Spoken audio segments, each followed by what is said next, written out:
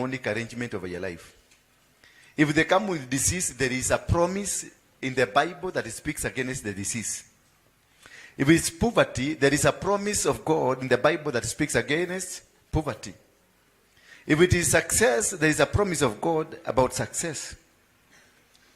If it is winning battles, there is a promise of God standing about winning battles. I will never forsake you, nor do what? That's a promise of God. And every promise in the Bible, if you touch it, it will happen, it will come to pass.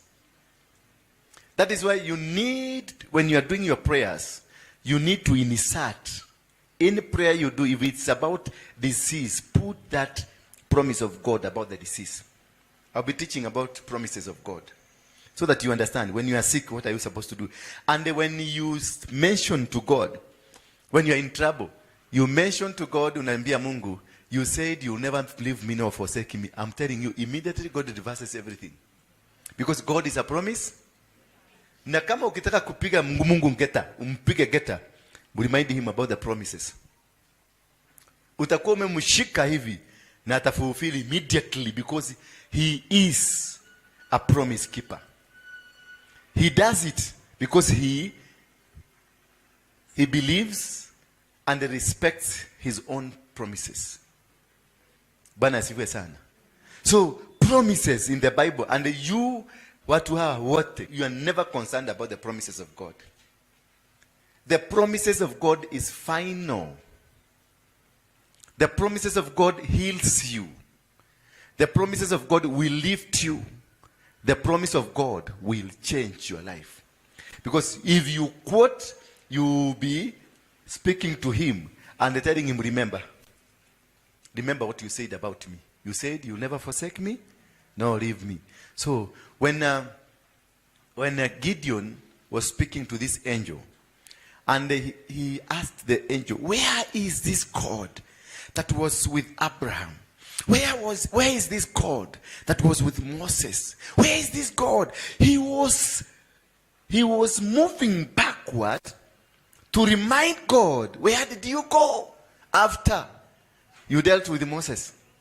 Where did you go after you dealt with Abraham? Remember what he told Abraham, your generation, kizazi chako kitafaulu forever. So Gideon was reminding God what he told Abraham. When Moses started the journey, Moses told God, I will not go until we go with you. And God's with you.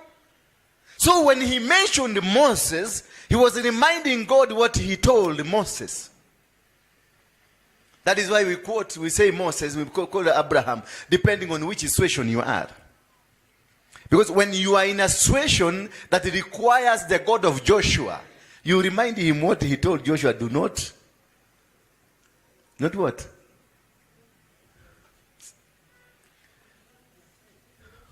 Be dismayed, nor be afraid. Do not be dismayed, nor be afraid, for I will be with you.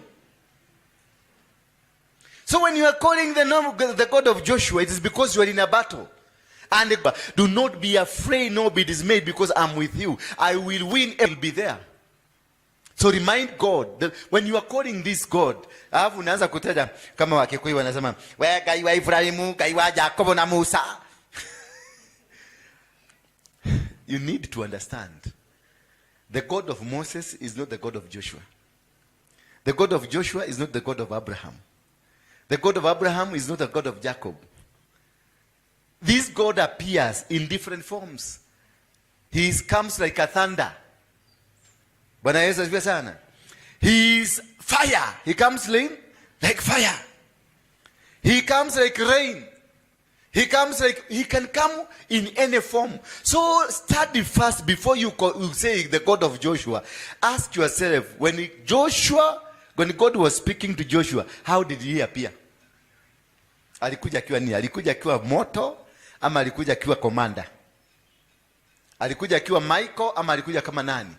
The God of Joshua. Joshua was in the battle from day one, conquering nations, fighting and killing nations and kingdom. Kuna mahali Gibeoni aliambiwa, nenda ushike mfalme, kamata, shike Ruto na ukate shingo wekele juu ya mti. Before ufike kwa Ruto, niambie sasa nimekutuma, tengeneza jeshi muende kwa Ruto State House mtoe. What will happen between here na Ruto? Hapa katikati. Ni vita. So huyu ni Mungu wa vita. Mungu wa Joshua ni Mungu wa nani? Alikuja akiwa Mungu wa vita. Lakini Mungu wa Musa, muangalie vizuri, ni Mungu wa miujiza. Alikuja akiwa miujiza, maana Musa alipatiwa tu bakora, na hiyo bakora ndiyo ilikuwa silaha. Because God told him, I will walk with you. But kwa Joshua alimwambiaje? Not be afraid, nor be dismayed. Why? Why will he? Ati nimekupatia Jericho na usiogope. Why? Shika. Nimekupatia na usiogope. Why will I put that other word? Na usiogope. There is a reason. There is a reason anakuambia nimekupatia Jericho na usiogope. Ni kwa nini? Jericho is occupied territory. You have to remove people. Bwana Yesu asifiwe sana. You have to kwa hivyo kama unaitisha Mungu wa Joshua ujue kuna displacement na vita itatokea. Ndio unaona unatoka kwa maombi, ulikuwa ukitaka Joshua ukitoka kwa maombi, ukifika kwa nyumba unakuta kuna vita. Because you invited war. You invited the God of who? War. And because he want to show you, nitakushidania. Vita ikue, ndio unyoroshwe upigwe ngumi mbili, alafu upige magoti uite Mungu, useme Mungu, you said you never forget, leave me nor forsake me. Sasa anateremka. Anakuambia nimekuja. Lakini saa hiyo ngumi umekula 3. So when you are praying and asking, God of Abraham is a father of faith. You have to increase your faith. Na utapata challenges ambazo zinataka faith ipande. Automatically, kwa sababu utapata serious challenge.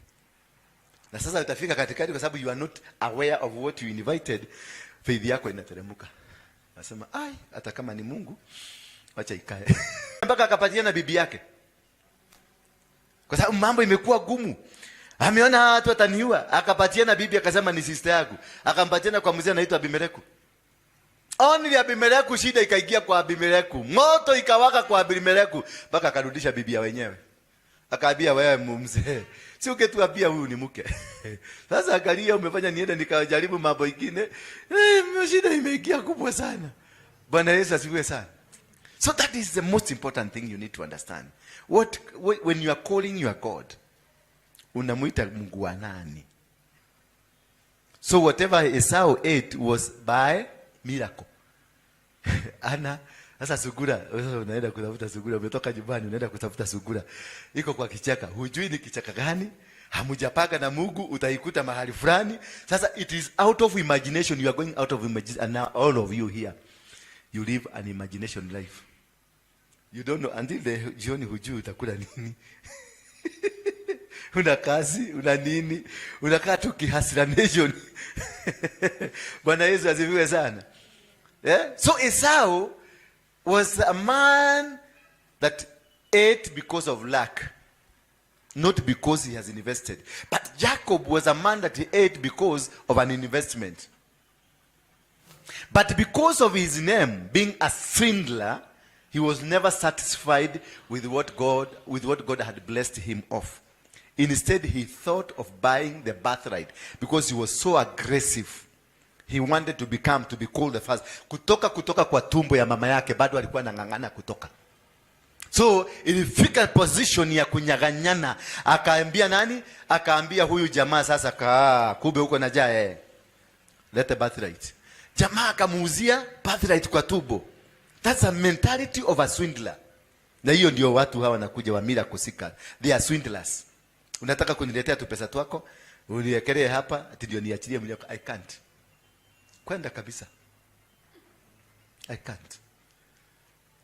can't. I was given freely. I will give. Yes. Lakini kama unataka kuja kuniona kwa ofisi, chakula ya kukula. Ambia mwenzako mimi niko na chakula ya kukula.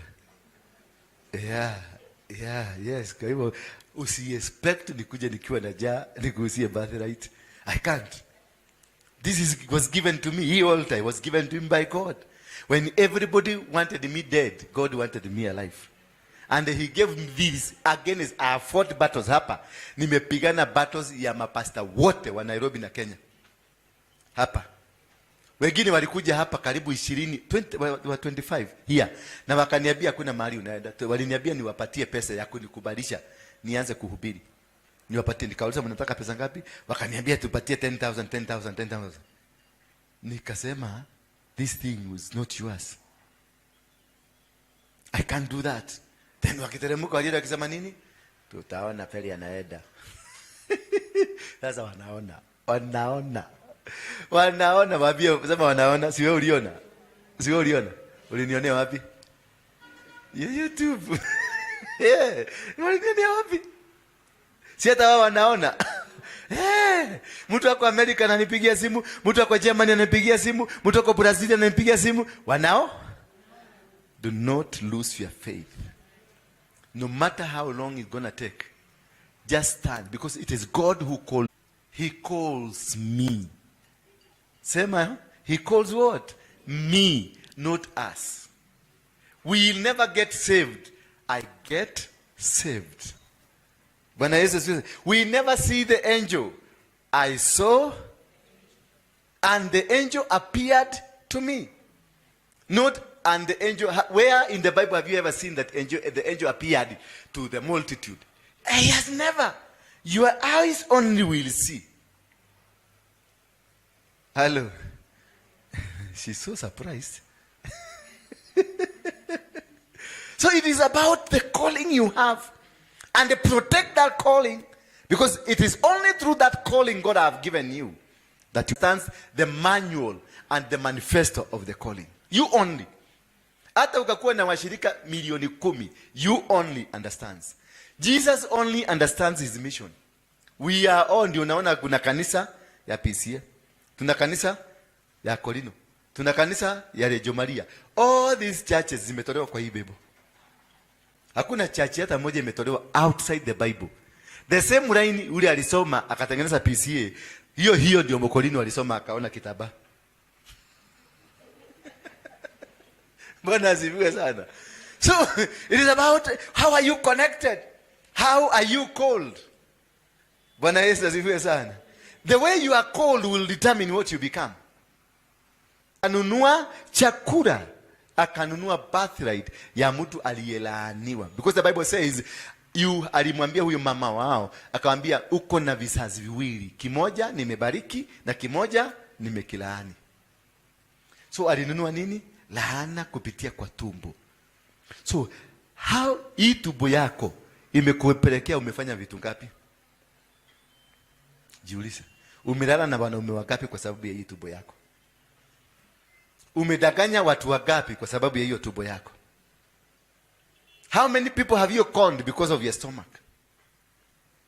Ask yourself. How many women have you slept with? How many women have you slept with because of that stomach? Because the bottom line ya kufanya usherati ni nini? The bottom line ya kutengeneza bunduki ile mzungu alitengeneza ni nini? The bottom line ya hii nyumba kujengwa ipande hivi ni nini? All this development you are seeing is because of stomach only. Stomach ambayo haitajaa na haitawahi jaa. Utakula saa hii, jioni inakuitisha. The cause of all troubles we have in this world, hii ndiye imefanya kuwe na president. Ruto is in power because of a stomach. Mnasema ni president wetu. Hapana, alingangania mpaka kafika huko ndio akuwe president. Akule vizuri. Uhuru Kenyatta noti imechorwa baba yake na bado anachukua vitu. Because the stomach is still demanding. Sasa unauliza Uhuru anatafuta pesa ya nini? Just ask yourself, Uhuru anatafuta pesa ya nini? Ushajiuliza swali kama hiyo?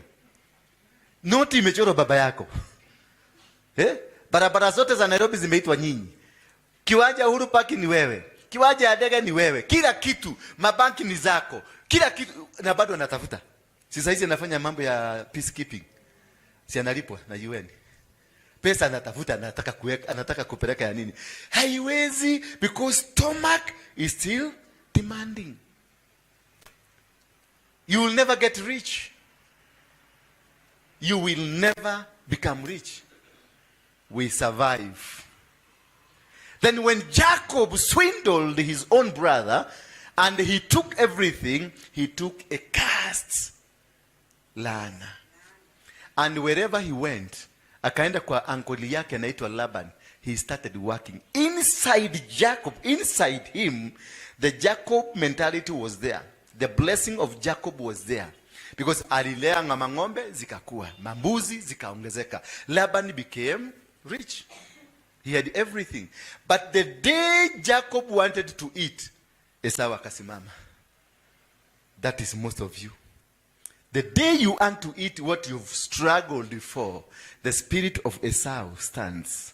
Because Esau is a hunter and a gatherer.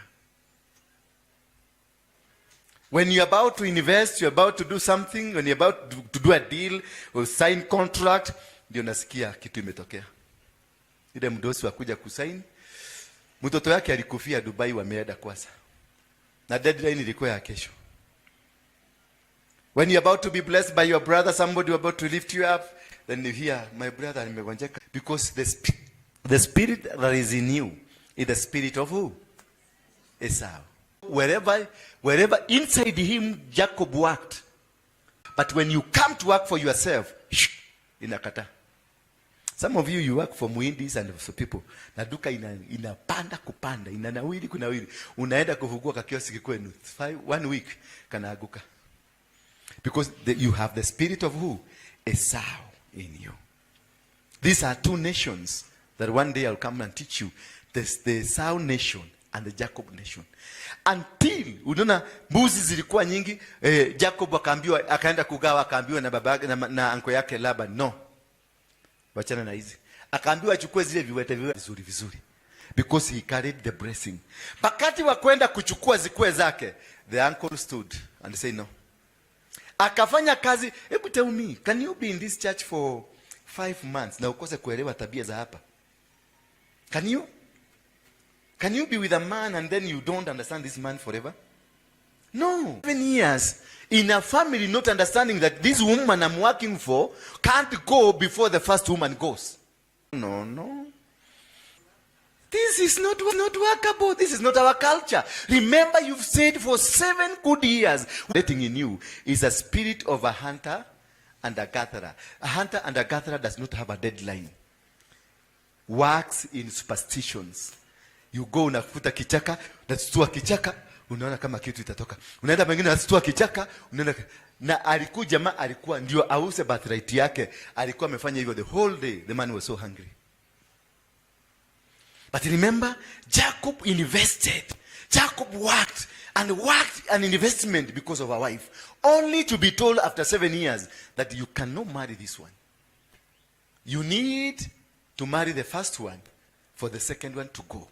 And again, he started all over again for another 7 years. So he worked for the first wife for how many years? First wife? No. The one he loved? No. He worked for 21 years. Psychologically, he was working for 7 years. Physically, he worked for 7 years. And for the 7 years for this other person. So psychologically, you are worn out. Unakuta wakati umefika 50 years na 60 years ndio unaanza kuona vitu. Ndio unaanza kuona hii ningekuwa nikifanya. Mpaka una shida, mtu anakuja na kuuliza, all these years mbona uko na akili sasa uko nayo sasa? He worked psychologically and emotionally. And that is what the devil works in us. It's psychologically and emotionally to derail you, to destroy you completely. At one time when I was in jail, haka kamuseka kunyoga watu kalikuja kakaniambia, sasa si unajua mwezi wa December ndio tunakunyoga. So I had come from preaching. Uko jela kuna preachings, kuna preach. So I had come from preaching, and now he tells me that si unajua December ndio tunakunyoga. Na ile message nilikuwa nimehubiri, nilikuwa naambia watu, say I'm going to die, Jesus is my savior. Nilikuwa nimehubiri vizuri venye mtu hata kufa. Sasa kutoka nje kanaita kwa gige. Tulikutana hapa na wewe unajua mwezi wa Disemba ndio tunakunyoga. Sasa kujitayarisha. Pigia watu nyumbani waambie bye. So I felt so low. Because I was preaching and preaching and preaching because I wanted God to do something to stop this hanging, because I know God can stop. But this God has sent this man to come and tell me bad news. Kunyonga tunakunyonga. So sometimes of you pray and you pray. You've gone to the mountains, you've gone to where? You've gone to Catoloni, Heaven's Gate, you have been praying but nothing's happening. The more you pray, the more the troubles are coming. The more you are praying, the more challenges are coming. The more you pray, the more unakuta setbacks zinaingia. Until such time, you are in the timing of God. You got to learn the principles of seasons and timings. Because God will never bless you outside your season. You're not going to be healed outside your season. Even if I declared and say, God bless you, He will bless you and keep you until the season comes for your blessing. God respects time. That is why the Bible says, there is time for everything. Time for birth, time for dying. Time for living, time for dying. There is time and the seasons for everything in your life. And nothing will come outside the season. Why we have derailed our miracles? Because we have rushed before the time, or the time came and you are busy somewhere, you went. Sasa wakati imeondoka ndio unaanza kufanya mabitu. If you detect the season, ulikosa kudetect nini? The season. Ikakupita. And this season came after your 10 years of prayers. You again wait for another 10 years of prayers. I don't know whether I'm teaching somebody. Are you getting me? Ama nimwa sink deeper, mmekuwa confused. How many of you are with me? Kama uko na mimi, inua tu mkono. Wewe hauko na mimi. Uko na mimi? Unaelewa ama maneno yamekuingia vizuri? Na umeanza kujiona mahali makosa iliingilia. Sasa ulipata kijana Beatrice, ulipata kakijana ulikoba Mungu ndio uko na 29 years 28 years. Kakijana kakakuja kakapropose, only that this boy comes from a poor family.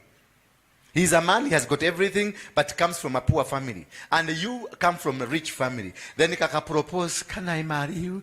Kakagalia. Marry nani? And you left. Because you are looking for that mass person who is in Runda, whose father is in Runda, whose father is in Mudaiga, whose father is in Karen, whose father is a rich man. That is what the kind of man you are looking for.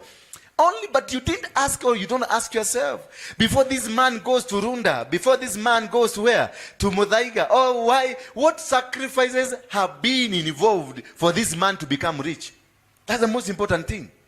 Huyu mtu ni tajiri na hii familia ni tajiri. Ask yourself before you get engaged into them, what kind of sacrifices? Because they did just wake up in the morning, near the Runda, and you go, no, a plot in Runda is about 50 million shillings. For you to buy a plot, angalia huyu ananiangalia, 50 million. Land in Karen alone is about 70 million shillings. You haujajega kununua shamba. Ana imagine kai kuna watu wananunuanga. Yes, but what you need to understand before you make a move, it is how did these people wafike hapo. Unaenda unakimbia kwa pastor kwa sababu hiyo pastor umemwona anahubiri, anafanya miracle, anafanya vitu. Ask yourself before this pastor reaches there, ametoa sacrifices ngapi? Ndio uende kudandia ati unataka mtoto wa tajiri. Umesacrifice nini ndio uende kufit na hawa watu? Because the sacrifices they have given, you must do also your sacrifice. At least mupelekane. Lakini sio sema unataka mtoto wa tajiri from where? Na labda ni devil worship amepatiana watoto 10. Are you ready to give your family? Are you? Bwana Yesu asifiwe sana. Mtu ni wa free mason amepatiana mama yake, ampatie nyanya yake. Na wewe unataka kwenda kujuherera utajiri yake kwa sababu kuna Kirejirova, kuna Audi, kuna Mercedes, kuna manyumba kubwa. This guy is really blessed. Who told you it's a blessing? Who told you? Yes, this guy is rich. This guy is blessed by who? Also the devil blesses. Hallelujah. Also the devil places. He will give you everything that you want at the expense of your mother, at the expense of your father, at the expense of your son and daughter. Na ndio nakutaka huko, kienda huko sana sana, utakuta kuna mtoto mmoja anakuaga chisi. Kuna mtoto anakuanga conduit ya upande ule mwingine. Lakini ukiona zile magari zimewekwa huko kai, what happened? Huyu mtoto aliingilia wapi kwa hii familia? Unashindwa kabisa. Vitoto hivi vingine ni vizuri, vinakaa vizuri. Kuna kinda vichako na huko nyuma. Hata kuna wengine hapa kule Limuru, kunaitwa nini kule kwa matajiri? Nilironi. Hii ya matajiri. Si Tilisi. Red Hill na huko hiyo. Kunaitwa kwete? Hiyo area hiyo.